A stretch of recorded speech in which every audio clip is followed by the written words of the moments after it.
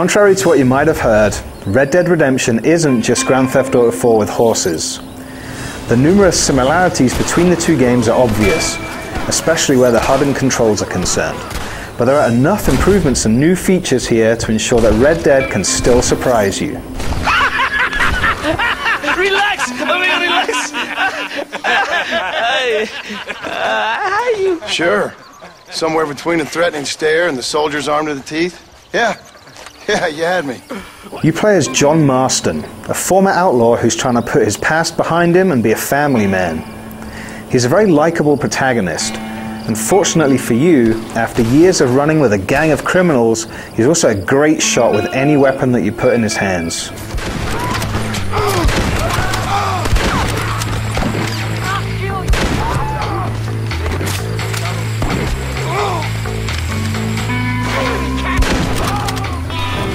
Pistols, rifles, shotguns, and even throwing knives have a place in your arsenal. And with the exception of sniper rifles, all of them can be used to lock onto enemies in the center of your screen before tweaking your aim to target specific parts of their bodies.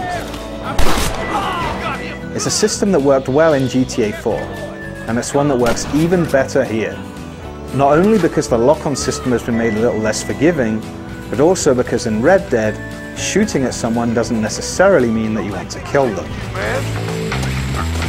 Now don't get yourself all angry now. If you decide to work as a bounty hunter at any point, which is one of many optional jobs and activities in the game, you earn twice as much money for bringing outlaws in alive as you do for killing them.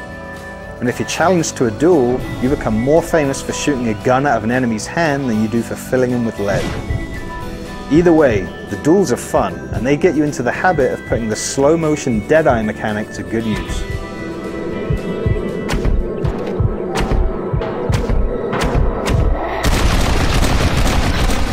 The concept of fame is an interesting one in Red Dead, because while it makes you more recognizable to complete strangers, how they react to you depends on a different measure of your character: honor. When you're not wearing a bandana to hide your identity, actions that are widely considered to be good or bad affect your honor rating accordingly. If you're a good guy, townsfolk will greet you and offer you discounts in their stores. But if you're a bad guy, they won't want to have anything to do with you.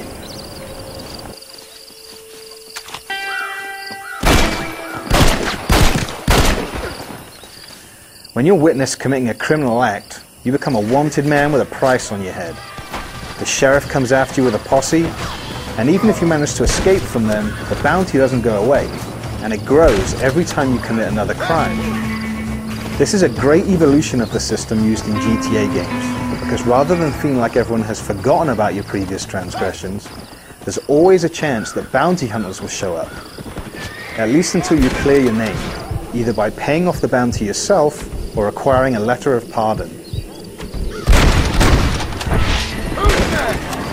Regardless of whether you play as a good guy or a bad guy, Marston's compelling story plays out in much the same way. To say too much about it would be to risk spoiling it for you, so just know that you're going to meet and fight alongside a superb cast of memorable characters. You're going to be reminded of iconic scenes from Western movies, and you're not going to want it to end, which you'll almost certainly think it's going to once or twice before it actually does. You ride with us again, Marston? Will you help me? Reaching the end credits could take you anywhere between 20 and 40 hours, depending on how many of the optional activities and side missions you spend time with.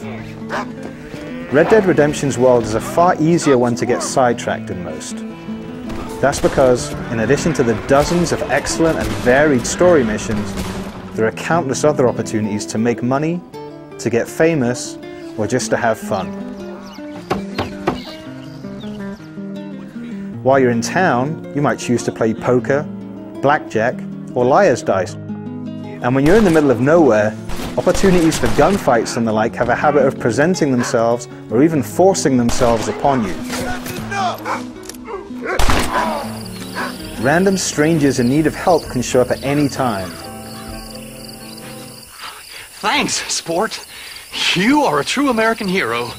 And while it's a little jarring to find 2 or 3 of them in the same predicament back to back, most of the time their requests are varied and fun for the short time that they take to complete. That's very sweet of you. Alternatively, you might choose to hunt some of the wildlife that helps to make Red Dead Redemption's world so believable. Beavers, birds, boars, bobcats, bears, buffalo, bighorn. There are loads of different species to keep an eye out for, and all of them can be hunted and cut up for valuable body parts. This is a messy one. Of course, some animals will hunt you as well. And if you're spotted by a pack of wolves or a couple of cougars before you spot them, you or your horse might come to an untimely demise. Your horse is your closest companion in Red Dead Redemption, and while keeping one long enough for it to become loyal will increase its energy bar so it can sprint for longer, you shouldn't get too attached to them. Not only can they be killed by outlaws and the aforementioned predators, but they also have a habit of behaving a little unpredictably at times. You might hitch one to a post and then find that it's moved when you get back. You might climb out of the saddle for a moment to pick an herb and find that your horse has disappeared when you get up again. Most of the time you can just whistle and your horse will come back to you from wherever it's ended up. But that won't work if you leave your horse unattended by a deep river and it stupidly walks into the water, never to be seen again. If you find yourself stuck without a horse, or just feel like getting a new one, there's some fun to be had catching a wild one with your lasso and then breaking it in via a simple minigame. Come on, nearly got you. In addition to all of this great single-player content and all of the challenges and minigames contained therein, Red Dead Redemption boasts a good number of multiplayer modes for both competitive and cooperative play. Most are variations on basic deathmatch and capture the flag themes, with the cool twist that they all start with a Mexican standoff. Lawman versus Dutch's gang. You.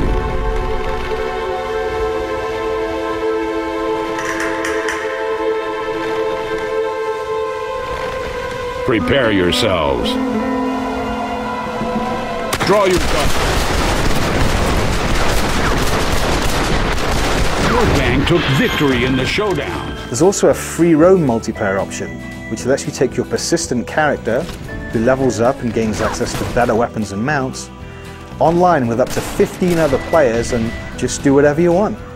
You can shoot each other, you can cause trouble with townsfolk, you can form posses to complete gang hideout missions, or you can become the session's most wanted outlaw and then kill or steer clear of any other players who come looking to collect the bounty on your head. It really is a lot of fun, and while it's unfortunate that the customization options for your character are limited, you at least unlock lots of new skins as you play. Between the free roam and competitive modes, there's enough great multiplayer content here to keep you playing Red Dead Redemption long after you've watched the credits roll at the end of the story. You'll almost certainly encounter some minor bugs and glitches during your time with Red Dead Redemption, but none of them are so significant that they detract from what is a very special game. Think about every great moment you remember from a spaghetti western. Put them all into one 20 to 40 hour epic feature. Picture yourself in the starring role, and you have some idea of what you can expect.